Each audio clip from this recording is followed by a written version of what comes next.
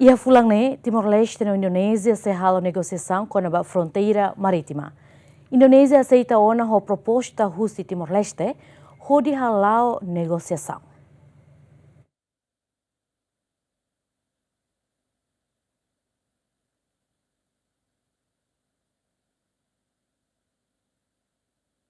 Foi ensaio orador principal e seminário nacional, o tema conceito Estado no visão estratégica para desenvolvimento nacional e a IUB fomento sextane, presidente da República José Ramos Horta Hatete e a Fulan Timor-Leste a Indonésia a hala'o negociação com a fronteira marítima entre Rairuanian. Ramos Horta aprecia o esforço do governo timor-lestenian no governo indonésia, nebema que há um consenso a hala'o negociação fronteira marítima, onde define los fronteira marítima entre Timor-Leste e Indonésia. Fronteira marítima, há uma negociação, há o Fulan, agosto, Fulan, atual ano.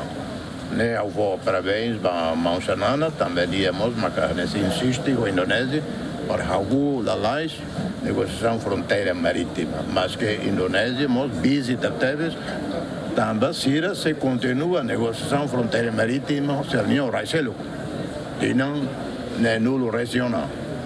Mas se for prioridade para Timor, então logo a negociação com Timor com a fronteira marítima Timor e Indonésia. Nem a tua fronteira terrestre e a Waikusa tem ainda nem tem que resolver.